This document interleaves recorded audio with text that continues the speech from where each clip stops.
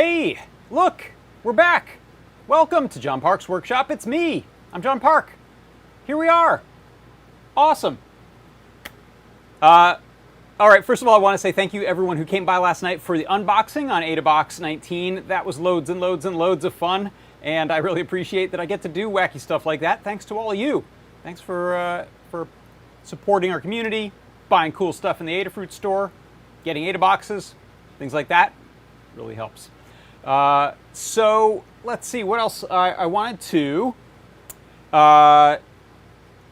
let you know. This will be a probably slightly more free-form show today, or maybe you might think of it as a throwback to earlier shows where I used to sometimes just build something on air, because I think what I want to do today, I've got a couple of things, normal things to do. Some things I'm not doing. I didn't prepare or actually, I didn't make a 1-minute clip of the last John Park's product pick of the week, so I don't have a recap to play of that. But I am going to build something. I'm gonna take a crack at just the most basic use of our Ortho snap-apart keyboard on an RP 2040 Feather from scratch. So I'll be putting some software on there. I'll be doing a little bit of the soldering of header pins and wiring and looking at diagrams. So it'll be that kind of thing. Hope you dig it. Thank you, C. Grover, for letting me know microphone is peaking a little high. I think I had goosed that up yesterday when I was dealing with audio difficulties. But let's get to it. So first of all, product jobs. Yeah, that's what I wanted to say. Adafruit job board. Did you know about this thing? We've got it, and it's right here. And if you head on over to jobs.adafruit.com, then you may see something like this. Here's a job opening for a software developer in C, C++, Python, Arduino, and it is at a company called PlayLightPong.com. Lightpong. I wonder what Lightpong is all about. I can take some guesses. This is in Chicago. It is a contract job. They're looking for software developers to join the team. Need assistance writing and maintaining a framework for the handheld game device. Ooh. All right, I'm going to click on the link then. Let's see what this is. PlayLightPong.com, and hey, that looks cool. It's one-dimensional Pong. Really neat. All right, well, that sounds super interesting. So if you're in the market for a job, and it looks like this is probably an on-site gig, is my guess. They're in Chicago, so you might want to check that out. You just go to jobs.adafruit.com. We have free postings. We have free job postings and free resume postings, so head over there and check that out. Let's see. So next thing, I did mention that, let me switch this screen out here real quick. The product pick of the week was on Tuesday. I don't have a recap video, but I'll give it away. It was this 2.7-inch Sharp memory display. Really cool display, a neat display technology, and that was the product pick on display. If you want to go check out that video, I'll be posting the 1-minute recap later, and they'll probably play it on Ask an Engineer next week. Maybe not. We might miss that one because I'll have another show by then. But those were half off during the show, which is a good reason to tune in on Tuesdays for that show, because you get a deep, deep, deep discount. And the other thing is, this Sharp memory display I mentioned is featured in that Playdate handheld game machine. A lot of handheld game machines on mentioned today. That is available today for pre-order. So I'm not affiliated with them. I don't make any money for saying that. I don't have one. If I get one, I'm that close to pre-ordering one.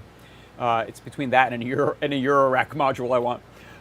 But if you want to get one of those, yeah, if I get one, I'm going to pay for it. I'm not making any money to get that or getting a free one. But they look cool, and they use that really snazzy monochrome display, very retro.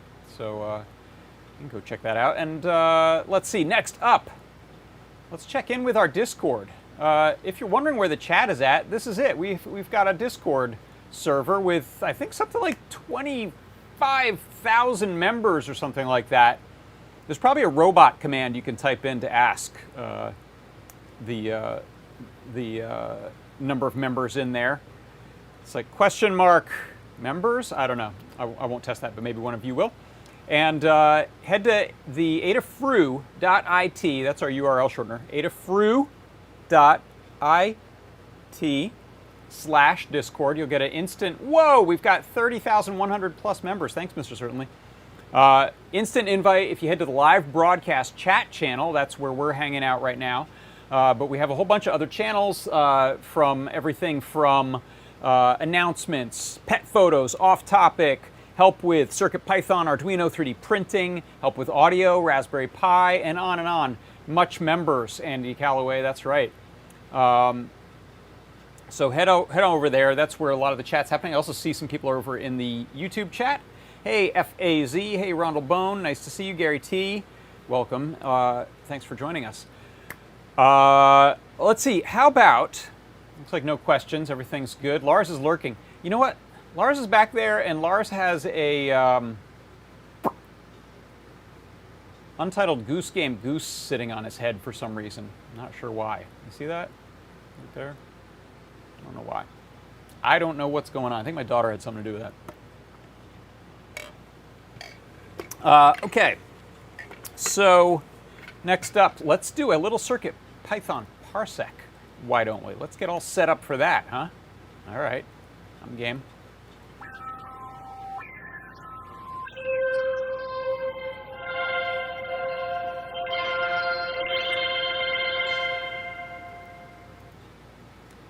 For the CircuitPython Parsec today, I wanted to show how you can read a capacitive touch pin or pad on a CircuitPython device. So here I have a CircuitPython, or rather, here I have a Circuit Playground Bluetooth, and this will work on nearly every microcontroller board that has capacitive touch pins, which is most of them. And the way that this works, you'll see that when I touch one of these pads here, it is both lighting up a little LED right on the device to let me know that I've pressed it, and I'm printing out to my little serial REPL display there, CapPad touched, CapPad released. So that works entirely on capacitance.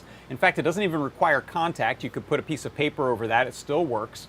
And it's a super useful way to do input. Here's how it works in CircuitPython. It's really simple. I'm importing the board so that I get pin definitions. I'm importing touch I/O, that's what we use for the capacitive touch. And in this case, I'm also importing digital I/O just so I can light up that LED. Then I set up one of the pins as a touch I/O pin with this command touchio.touchin, and in parentheses the number of the pin. I'm using board A5 in this case. Then I'm setting up the LED. I'm setting up a little state variable called last touch so I know when I've touched and released. And then during the main loop of the program, here's all that happens. We watch that touch pin value. When that value goes high, it means it's been touched, and then I can do some things. In this case, print out the CapPad is touched, and then I'm also lighting up that LED and flipping my state change variable. When I release, it says if the touch value is 0 or not, so if not touch pin dot value, and my state variable is true, then we've released it, we turn off the LED, and we print released. So that is how you can set up a capacitive touch pin in CircuitPython. And that is your CircuitPython Parsec.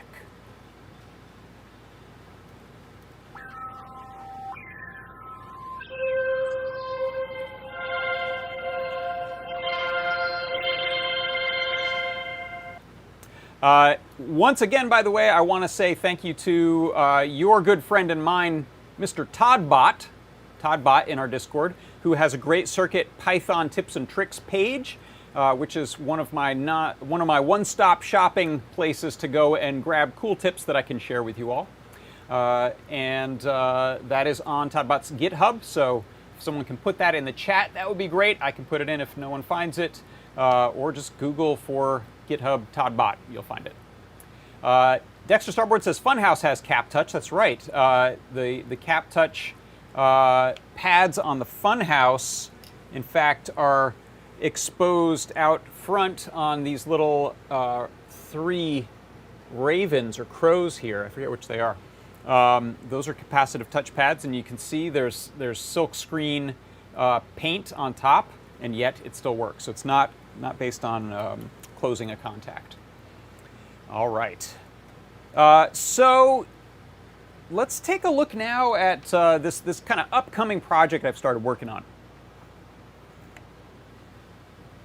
If you recall last week, I started showing how to design a switch plate for mechanical key switches, and the example that I was showing is this sort of big honkin' number pad sort of thing that I'm building. Interesting thing about this is that it is going to have non-1U spacing on it eventually. So let me look for some other props. Do I have a single... Let me grab a thing off of my wall here. Where did you go? There it is. So this was from my product pick show. That is a 1U switch there. I'm going to shoot this on the overhead, in fact, so give me a second to do a little setup. Mr. Certainly says they need more chats open. Wow, a lot of chats. Thank you for moderating. We appreciate it. Let's see, I'll pop over a down shot camera there. Hey, why'd that get so small? 1 second. Wait a second, I'll make that a little bigger. There we go, and okay. So we can unplug this, in fact, now. Lots of blue tack holding things on. So this is the spacing of a single key switch and keycap called 1U, or 1 unit. And the generally accepted spacing for that is 3/4 of an inch or 19.05 millimeters. That's the spacing you want from center to center for a 1U key or keycap. And so these here, you can see these are 1U, 1 unit. But if you look at the keyboard you have in front of you, there are probably some weirdo keys that are multiples of that. So there are, or fractional multiples. So you'll find 1.25, 1.5, 1.75, 2.0, 2.25. I think this shift is maybe 2.25. This space bar is like 6.25. So there's a lot of different sizes that these can be, which means we're not on a grid anymore, which is a little weird, a little scary. So one of the things I'm working on is a setup for building those layouts when they aren't 1U. And in fact, this numpad I'm building is going to use some 2U. I believe these are 2U for the enter key, that big 0, and this plus key. So those ones are going to need different spacing. And then there's this one, which I think is 1.75, which is going to have to go down here. And it's not quite going to match up there, so I'm not sure if I'm going to do that or not. I realize that that's not a aesthetically pleasing spacing. So since we want to build things that are not on a grid, that's actually why Lady Ada built this snap-apart Ortho keypad. So this thing is, let me check my focus here real quick. Peel that blue tack off, that's bugging me. Let's go grab focus. That's better. So you can see that this has the connections between the keys that are necessary to do the diode matrix, as well as the NeoPixel strand. So all of these are connected on traces that are running through. In fact, let me go to the big down cam here. Put me in the corner. So these, is that still not in focus? It's hard to tell when I'm focusing it. Oh, that, you know what? Hold on, that camera is at a low resolution. That's partly why. Hang on. Hang on. We have the technology necessary to fix this. Watch this. Zoom, high resolution, yay.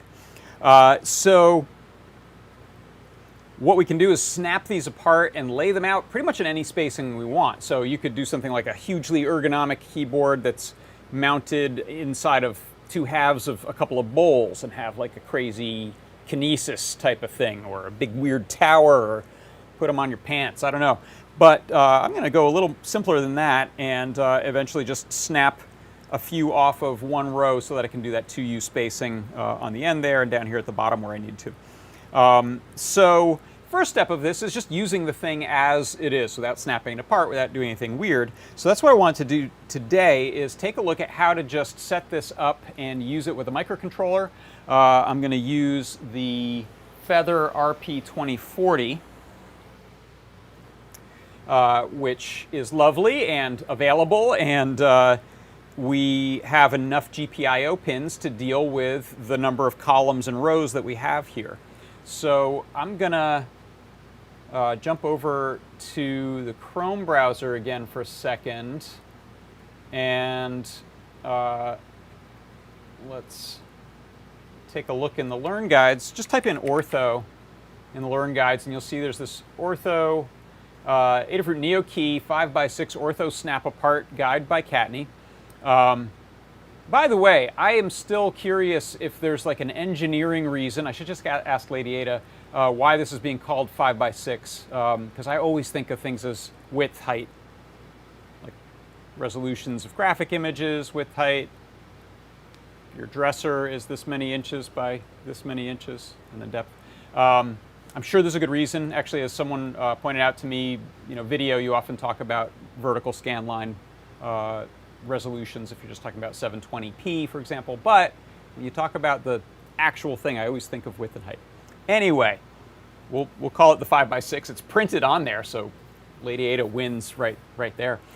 Or you can just do that, turn it sideways. Now it's 5x6. So this guide goes into how the Ortho keypad is set up. And actually, I'll give you a brief aside. Ortho, why is it called that? So let's look at a Planck keyboard. It was spelled P-L-A-N-C-K. So Planck keyboard, here's OLKB. So these keyboards, here's even a video, what's a Planck keyboard? These keyboards are ortholinear, they're called, which means they don't have the staggered rows of a more typical keyboard. They instead are on a grid. So when you're typing, you just go straight up instead of off at diagonals. And there's actually some pretty good research I've seen saying this is more effective, more efficient, easier to learn. It's not too hard to relearn. I don't have one. I haven't used it, but I'm going to build one. I believe there are claims that the staggered rows we use are just literally a holdover from how you have to fit the mechanical typewriter arms, all of those arms running off of the keys to their pivot to the strikers. They can't be straight in a row. So I don't know if that's true or not. You can probably make little bends, but so an ortho or an ortholinear keyboard just means it's on a grid. So you can look into that. That's just one company who makes them. There's a lot of people who make those out there. And so this goes over the layout here. If we look at this pinout page, you'll see each of these squares on here, mini PCBs on the one main PCB. They have the Kale sockets so that we can plop in a key switch. So I'm just going to try not to bend them. Wiggle, wiggle. There we go. You couldn't see that, sorry. So I've got a key switch popped onto those two little key sockets that you see there. And then they have this NeoPixel, and these are south. Sometimes these are made on the north, but you can flip it around like that and use it that way if you want. They have to be somewhere. So those shine up through usually a little light pipe or hole in a key switch. It's pretty standard to have those in key switches. So that's one string essentially of NeoPixels, and you can see those are running through some traces in this zigzag pattern. So if you were to just light them up one at a time, like a typical NeoPixel row, you're going to get that pattern, that snake kind of pattern. And then you can see here there are redundant pins for the columns, and then there are redundant pins for the rows. So we can read a column and a row to determine which key is being pressed. You can see here there are also in pins for the signal for the NeoPixel data line, and then that's going to be tied to each consecutive one on the out. Now, you don't have to wire any of those NeoPixel connections on here until you start snapping things apart and moving things over. So by default, those are all wired to each other, and we only need to put a single in data pin, power and ground at the beginning of the chain, and it'll, from your microcontroller, will run all the way through. But they're there in case you start breaking stuff apart. That's how you rewire that circuit. There you can see the top and bottom pin rows. The left side is the voltage in, which will typically be 3 volts or 5 volts, depending on the microcontroller. More likely 3 volts these days. And there's a couple ground pins there as well that are shared for NeoPixel and Matrix. Then if we take a look at the next page on using this with CircuitPython, you have a really nice diagram that Kattni made on if you're wiring up this whole board, here's the connections you're going to make. And I'm going to make at least some of these today, just to see if we can get it working, get it started. So we have I'm going to take a look at this large blow up here. You can see this shows we're going to run 3 volt to 3 volt or volt in. We're going to run ground to ground. That's it for power connections. And then we have a NeoPixel in pin, which is, which one are we using for that? Board D5 to this snap in. So you can see here, board D5, this green wire is running to the top middle pin there, which is how we're going to run the data line, the beginning of the data line for NeoPixel, and then the rest of it runs through. And then every other connection you see here are sets of columns and rows. So pairs of digital input pins on the microcontroller running to a column and a row, column and a row, column and a row, column and a row, column. And so if we scroll around this image here, actually let me go back to this page where it's a little smaller. You can see we just fan out getting columns and rows. All right. So let's see. Beyond that, when we want to code it, we can use our Keypad library, which Dan Halbert wrote, and this makes easy work of Keypad matrix, Keypad shift register, or straight GPIO per pin, switch per pin type of keyboards like the MacroPad is. But this one is way more. This is 35 switches. Do I have my math right? 36? 36 switches. 6 times 5, right? 30? 30 switches. I'm not so good with the quick math. So we have 30 of these. We can't do 30 GPIO pins on many microcontroller boards other than something like a Grand Central or a Mega. So we're definitely going to use the diode matrix capabilities here. And the board actually has the diodes built on. So it's a matrix with diodes to prevent ghost key switch presses, which is when you press one, but it registers multiple. So the code here imports board for pin definitions, imports Keypad, so we can use all of that good, easy helper code for reading the key matrix, and then NeoPixel as well. And you can see this is the key setup right here. Keys equals keypad.keymatrix, and then all of the row pins are called out by name, and all the column pins are called out by name. Then we define a key to pixel map so that you can do light up per NeoPixel per key if you want to. You don't have to do it that way. And then we, let me go down to the main code here. In the main loop here, while true, key event equals keys.events.get. So it just checks for any key events happening on the diode matrix. And then the key number is returned, and then we can use that to light up a NeoPixel or do whatever else we want. So let's see. Let's start getting some of this set up. So I'm going to put this large screen up on my window so I can see it, and then I'm going to head over to the workbench and let's see what we can do. So hold on, I'm going to make a screen I can see from over there. I should have grabbed a laptop or an iPad, but I didn't. And let's get started. So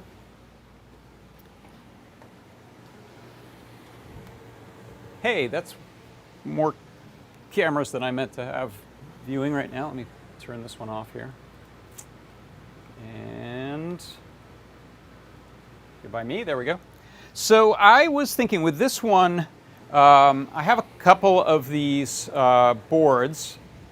I've left all of them over here, so let me grab one. And for testing, and maybe for the construction of the final thing ultimately, what I want to do is make it easy to test some stuff out and easy to change some of the wiring and change some of the placement of things. So what I'm thinking of doing is attaching some angled header pins where I need them under the board. So for example, I'm going to break off a row 3 of these. And if I need to use the V-in, column, and NeoPixel in here, I'll have those ready for some header sockets to plug in while I'm doing testing on breadboards. So I'll take this type of, I love these sort of soft, flexy, silicone covered wires. So if I place that right like that, I'll be able to run that to my breadboard without soldering a wire directly to this, and which gives you fewer options later. And if I want to make a carrier board or something like that later, I can use a some kind of like angled headers to get back down to a PCB. So this will be interesting for, I think, for testing purposes. And what I'm going to try to do is at least make like a little mini one of these right now, rather than solder everything onto there, because I think we'd all get tired of that. So let me see if I can control my computer over there with this. Yeah, there we go. That'll work. So I've got a trackpad over here that I'm using to change a monitor out. So what I'll do is, let me fire up a soldering iron here. I've got one of these little pen ones that run off USB-C. They're really nice. And I can probably just place a few of these to keep everything level, even though I don't need these sets of 3 everywhere. Set a few in the corners, and I'm just going to solder the one I need.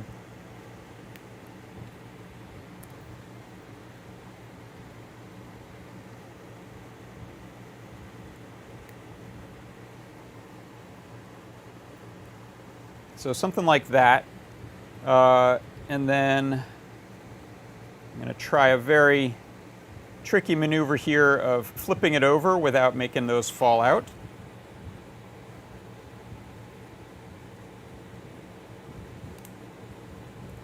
So I just put some fingers on there, flipping it over, setting it on the edge of my workbench, sliding it on, and there we go.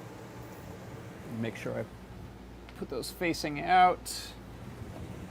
It's pretty good except for one that missed. Let me grab a little pick tool to flip that.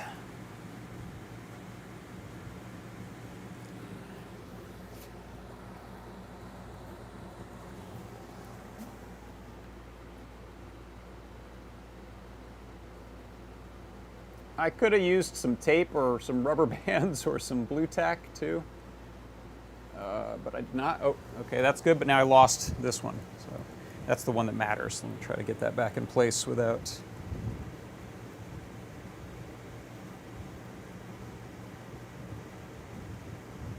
I see you under there.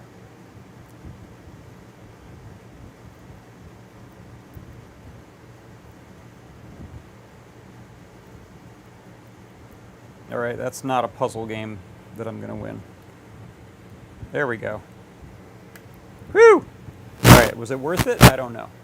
Sorry you couldn't see that fun game. Okay, so I'm going to solder this little set right here.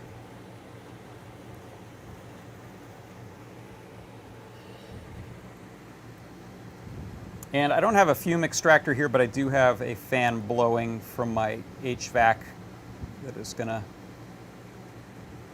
disperse those fumes pretty rapidly.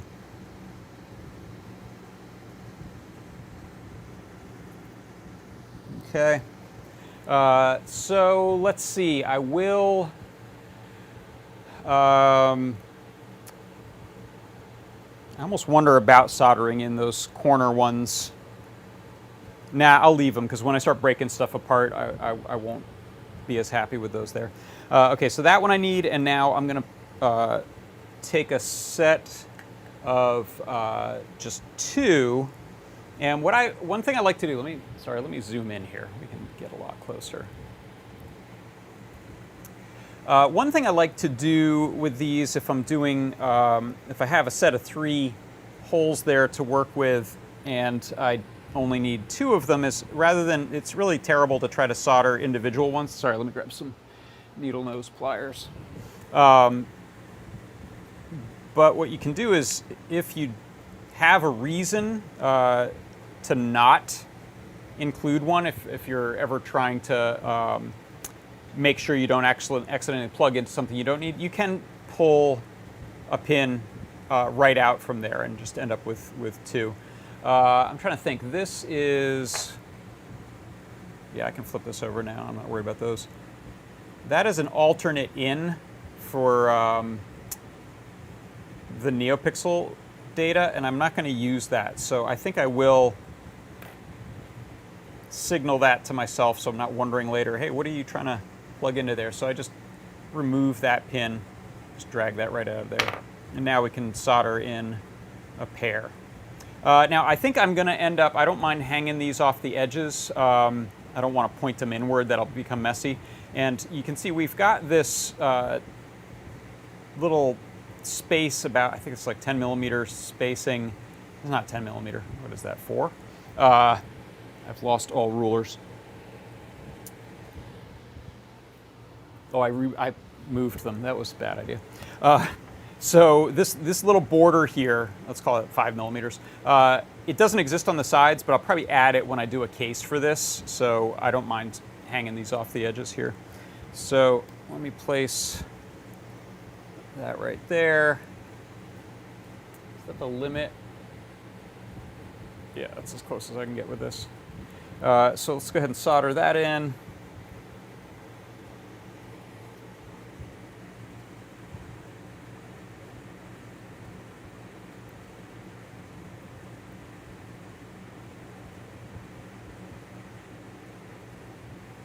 All right, so now we've got, that's ground, up here is power, and in fact I'll start connecting up some cables to these. Luckily I've got a lot of them.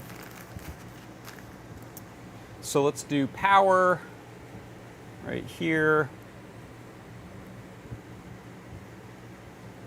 And we'll do ground over here. My only desire for these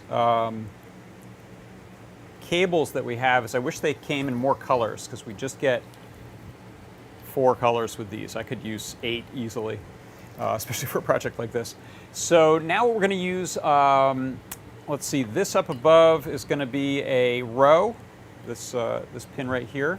So we'll place a cable there. And this is going to be a column and the NeoPixel. So we'll do a column in yellow, just so that the columns and rows are different colors. And then for the NeoPixel, I'll probably just go ahead with another yellow cable. Now, just so I don't get confused later, I'll go ahead and plug my NeoPixel cable into this pin D5. on the RP2040 feather. So I think that's, yeah, that's what we're using there. And then I can go ahead and plug power to 3.3 volts. By the way, this Feather RP2040, one difference between it and some of the other feathers is that it doesn't have a VREF, reference voltage. It just has two 3.3 volt next to each other there. Then I'm going to plug in ground to ground, like so. Yeah, we can go ahead and plug in the first column and row. In fact, we'll just do a couple of them and test and see if we can read 4 keys. I'm not sure if that'll work or not. We'll find out. So let's see, this column is going to go over to pin 13. And this row is going to go to D4. Okay, so the next one we're going to do is just this single pin right here. So for that, I think I'll go ahead and, I think I will solder in just the set of 3. It's going to be a pain to deal with singles.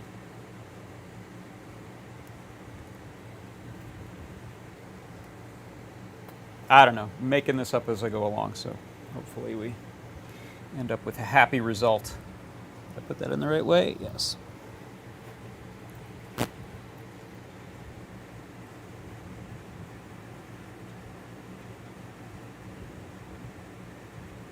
And then I'm going to do a row, and then I'll go over and we'll, first of all, I want to take a look at Discord because I can't see it right now in case people are screaming that something horrible has happened to my audio. I'd love to know. But first, let's do one more row here, like so.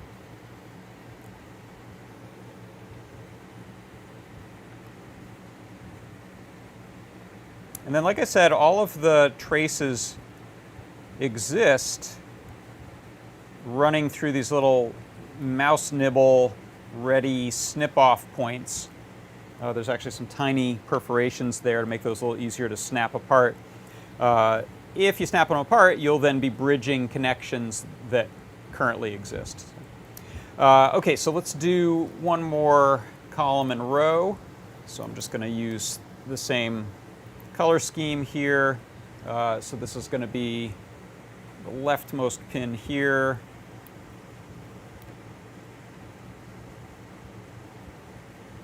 And this will be the topmost here. And these ones go off to 12. Pin 12 for the column, and the row goes to, what are you going to? A3, looks like. I think I got that right. All right, so why don't we pop in some key switches. Sometimes you'll want to test things like this without any components added in case you've screwed up and bridged power and ground, but key switches are pretty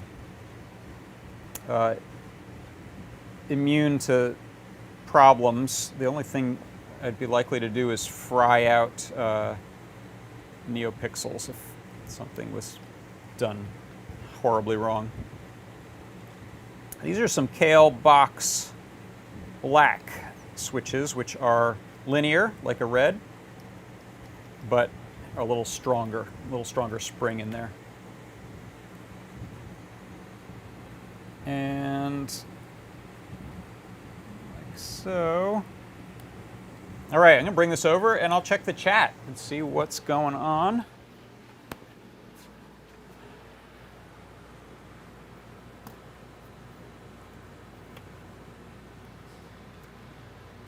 All right. Where did you go, chat? There you are. Hi, chat.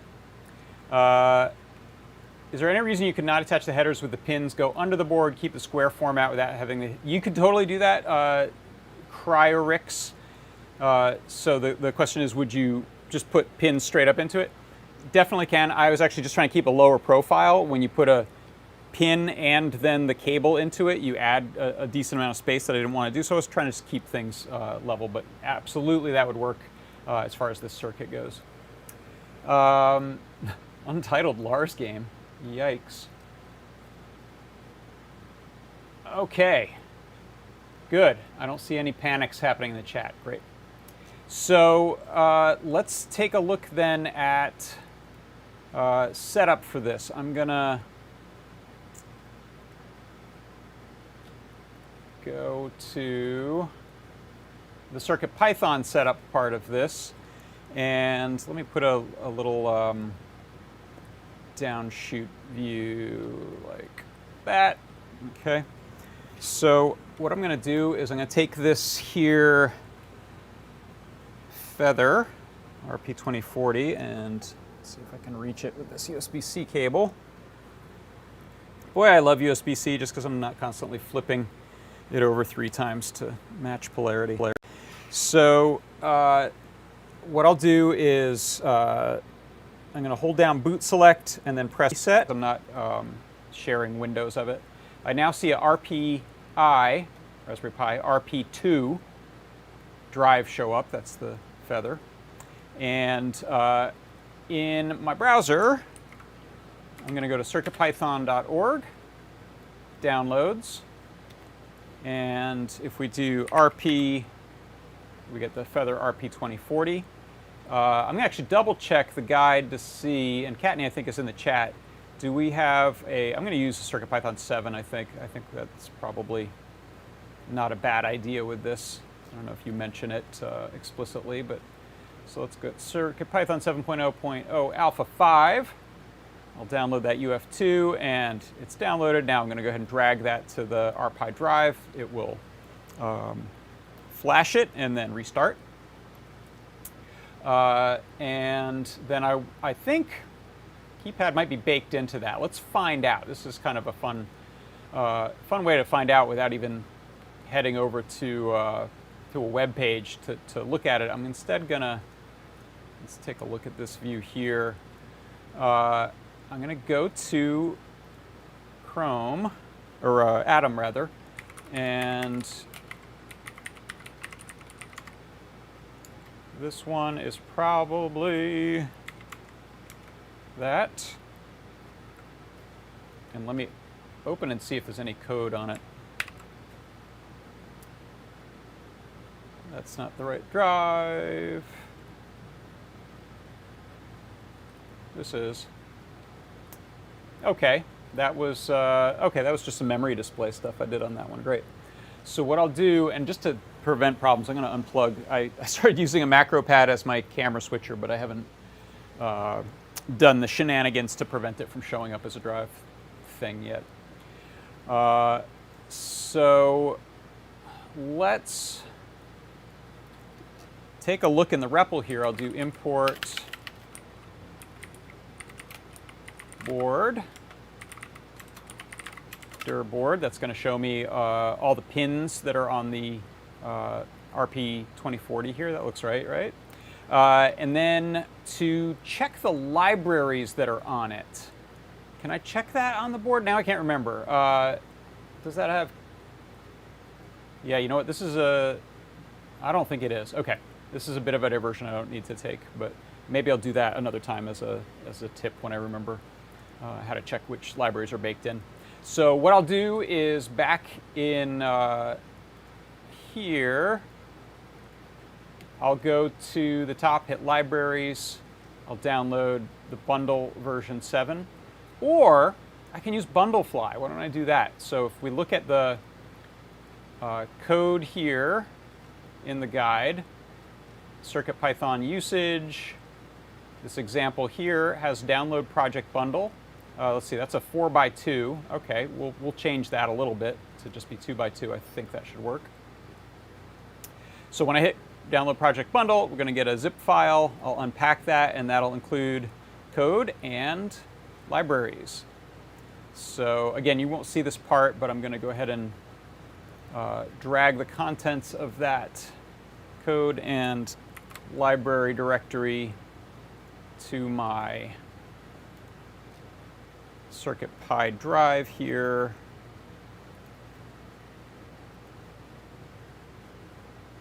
There's CircuitPy drive. Paste 2 items. That's right.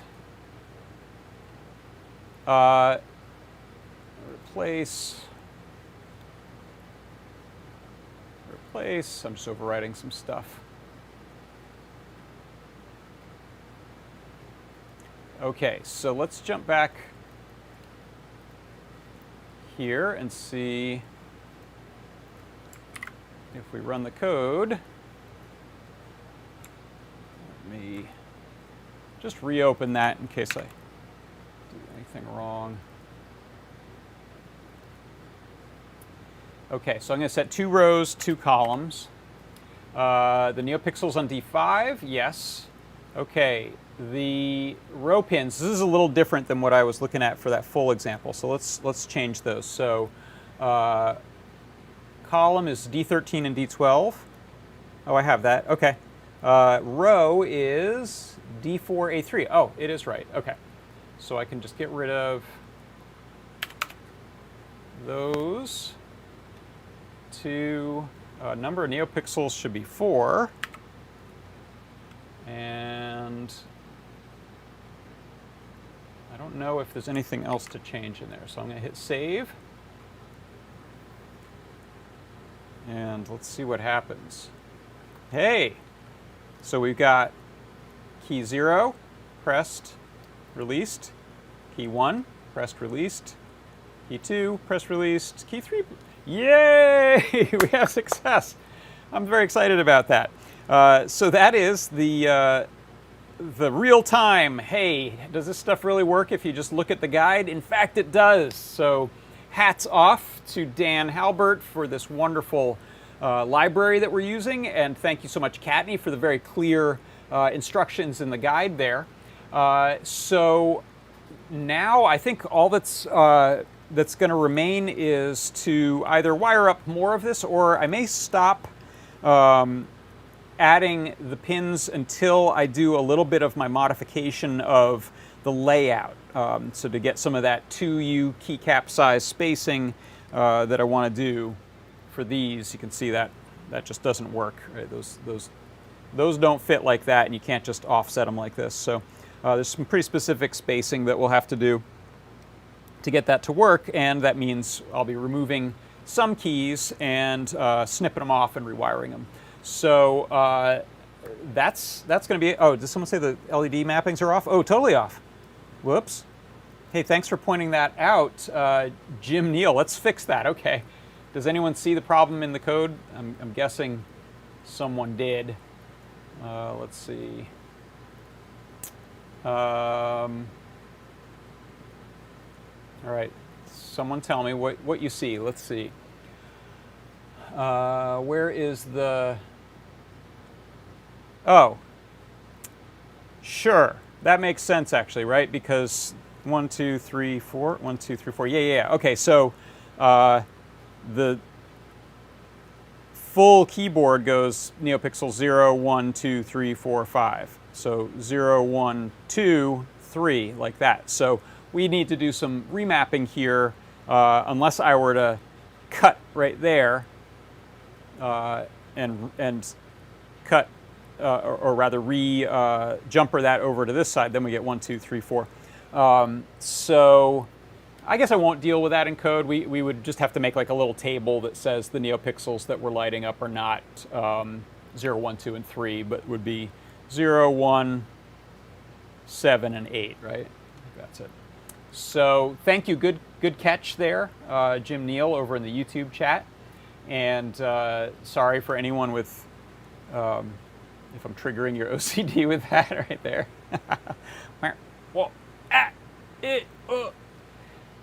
That's kind of upsetting. All right, so I think that's going to do.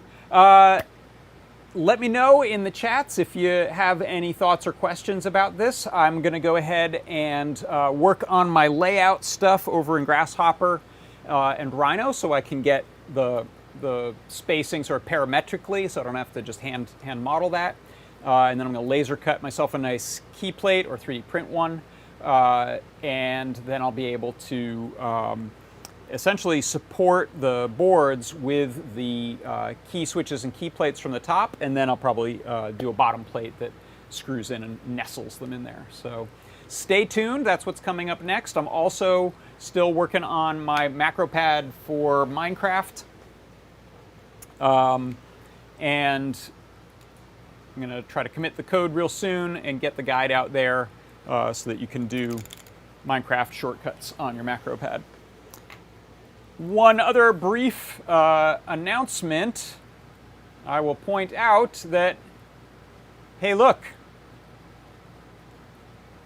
macro pads came back in stock this morning, and we have 40 left. So if you were someone who did not get a AdaBox, but you saw the AdaBox unboxing last night and thought, my gosh, I'm really dying to get my hands on one of these, now's your chance. I believe you can get both this bare bones macro pad, and you can also get the hardware add-on kit. So those are available right now, and there's a max of one per customer. So we'd love for each person who wants one to get one, and not have people collecting too many all at once right now. We'd be happy for you to do that in the future when we get more of them in stock. But so I just wanted to mention that, and I think that is it. Yeah. So hey, thanks again for stopping by. I appreciate it, and I will be seeing you next Tuesday for my next product pick of the week, and then probably continuation of this project next Thursday as I build this out so that I can finally have the gigantic numpad of my dreams. I still haven't asked my mom if it's okay that I kept these keycaps, but I think she's okay with it. Maybe I'll check now after the show. If not, I'll be buying myself some DSA profile double shot keycaps because I love them. All right. Thanks everyone for watching, and I'm John Park for Adafruit Industries. This has been John Park's Workshop, and I will see you next week. Goodbye.